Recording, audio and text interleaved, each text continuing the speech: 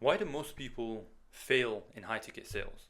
Most people fail before they even get started, right? And in this video, I'm going to talk about a few reasons why that happens. And I want to start off by speaking about something which I see time and time again, especially when I'm hiring sales reps, right? And this is all to do with expectations. People will buy a course, they'll think that high ticket sales is some easy vehicle whereby you can take 4 to 6 calls on a beach, chilling, and you can make 10K a month. And in reality, high ticket sales is, for the most part, very far from that. If you actually want to make it, if you actually want to work your way up and have those amazing opportunities that are going to change your life, you will not get there by working in a way which is like a part-time role, right? Sure, are there some opportunities out there where you could, if you've networked incredibly and you found your way on them? Possibly. But for the average person, if you're getting into high ticket sales, you should come in with the mindset that this is going to be the hardest thing you'll ever do. It's going to be the most hours that you've ever worked. And if you're not willing to do that, that's okay. Just recognize you probably won't be a good fit for high ticket sales, right? And so when people come into the world of high ticket and they see that there's people making all this money and then they are not willing to put in 12 hours a day, I actually believe it's kind of entitled, right? There are doctors, there's engineers, there's professionals who work their whole lives and they still don't make 10K a month. And for you to come in and to want those opportunities to be able to make 10K a month, 15K a month, 20K a month, 25K a month, 30K a month, right? Even, let's just dial it all back, even 5K a month. If you want to be able to make that, and especially if you're coming as somebody with no experience, completely brand new, and you're not willing to give it your absolute everything, high ticket sales is not for you.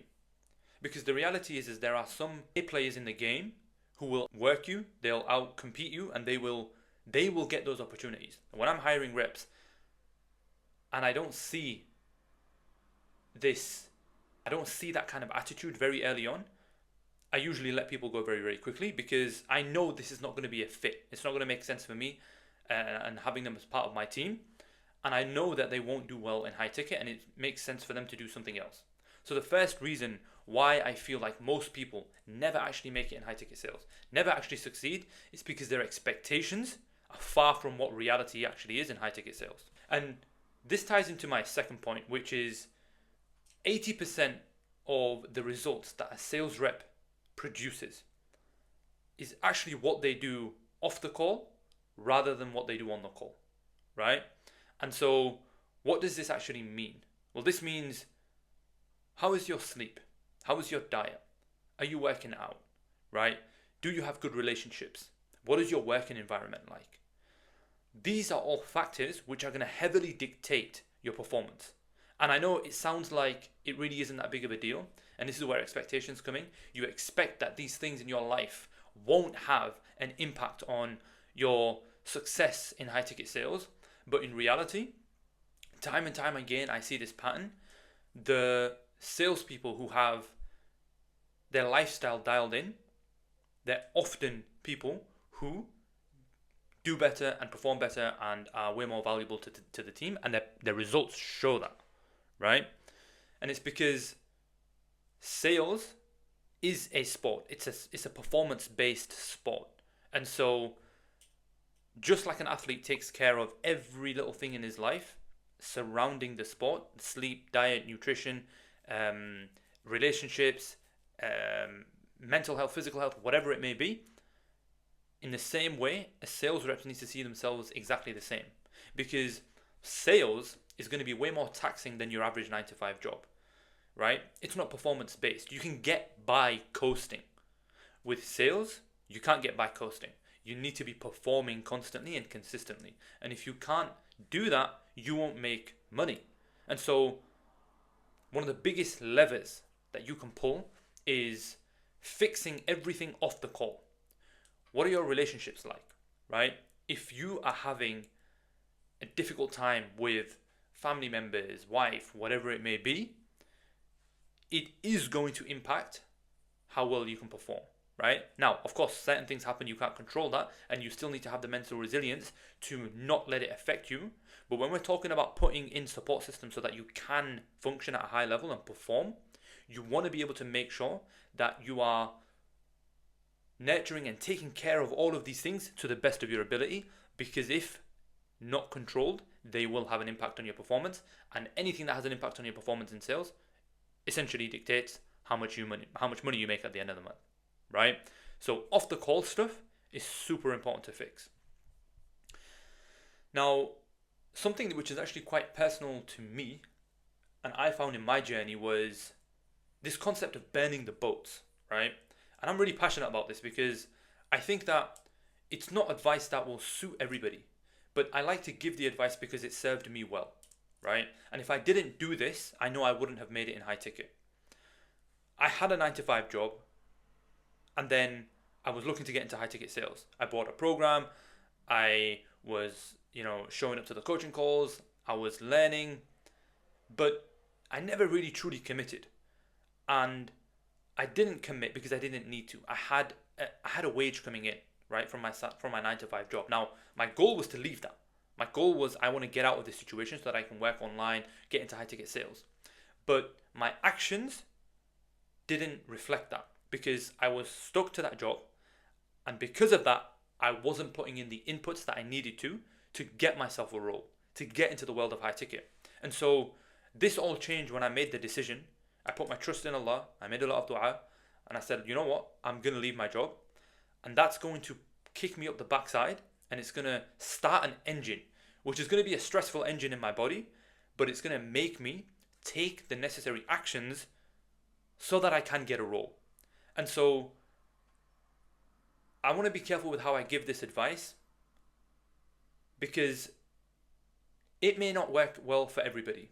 But I want to share this because this is the mindset that I use moving forward, is that when I burn the boats, when I leave no alternatives, when it's either I make it or something bad happens, I have always found that I will always, by the permission of Allah, I will always make it work because I have to. Right now, I'm speaking to you directly, right? If you've been someone who's been thinking about getting into high ticket, or you're kind of applying for roles but nothing's really working out, ask yourself the question genuinely. Have you burned the boats? Have you burnt the boats? Have you actually left no other alternative for you to make this work? Because if you haven't, you're probably not showing up in the way that you need to. Because the way that you need to show up is with way more urgency, with way more volume when it comes to applying for roles, networking, whatever it may be. And when you have not burnt the boats, you just don't show up in that way, right? And so for me, this is something that I give this advice to many people, and I know that there is a big risk when I give that, but it is something that served me well, and it continues to serve me well.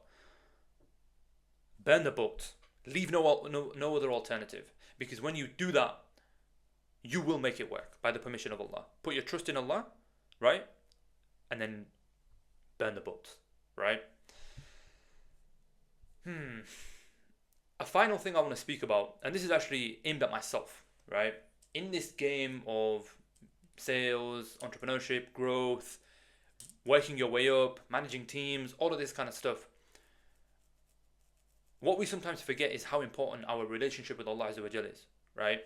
Because the reality is if we want to make more money, we should only do that for the sake of Allah anyways. We should do that so that we can have more time to give to Allah, right? So that we can have a lifestyle which is more in line with the Quran and Sunnah, right? So that we don't have to go to jobs where haram is happening. So that we can actually save up for Hajj. So that we can actually go to Umrah. So that we can take care of our parents.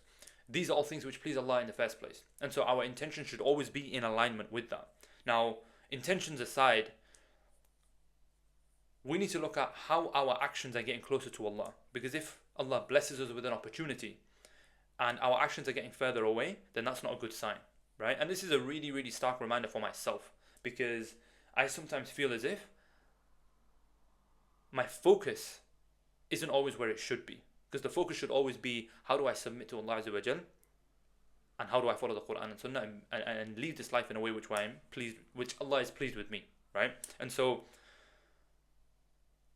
I specifically want to make this advice for people who are looking to getting into high ticket. And actually, even if you're already in it, if you're not performing the way you want to and you're on a roll, or if you're in the world of high ticket, you maybe bought a course and you're in a program, but you're struggling to find roles, or you're just somebody who's kind of understanding what high ticket is, but not fully into the world of high ticket, fixing your relationship with Allah is going to be the first step. If there are deficiencies in your ibadah, right, in the way that you're showing up, right, if you don't have the main obligations set, you're not praying salawat 5 times, fix those things before anything else. Fix that, right? And in fact, you can fix both at the same time. You can take aggressive action and you can fix your relationship with Allah, start doing more good, and actually that will be a blessed journey, because through that you got closer to Allah. But at the end of the day, sometimes we forget, and myself first and foremost, is sometimes we think that we are the reason as to why I am going to make XYZ money this month, or why I'm going to get this opportunity, or why I am good at what I do. But in reality, it is all from Allah Azza wa Jal. And so if we are not asking the creator of the universe to give us something, right, because everything is in his control, then our priorities are backwards. And like I say, this is actually a very important reminder for myself. I think this is something I need to implement more and more, especially as you work your way up, you get more responsibility, you want to reach new levels. Fixing our relationship with Allah Azza wa Jal is always going to be the top priority, because at the end of the day, everything is from Allah. And so I think that's important to mention, because as tactical as advice can be, you can do absolutely everything on your end, but if Allah does not see it good for you, Allah doesn't give you that opportunity, there's nothing else you can do, right? And so that's basically it. Those are the few things I wanted to speak about. What stops people actually making it in high ticket, especially those who haven't even gotten into the high ticket space? Managing expectations, having the off the call stuff dialed in, burning the boats, and fixing your relationship with Allah is really going to help you succeed in this world, in the world of high ticket sales, and to be fair, in general, right? In life in general, those principles will take you far. So if you found this useful and beneficial, drop a like, subscribe up. I'll be dropping more videos helping people getting into high ticket. If you need some specific help, then shoot me a message on Instagram. I'm helping people where I can. So drop me a message, and I'll catch you on the next one. Assalamu alaikum wa rahmatullahi wa barakatuh.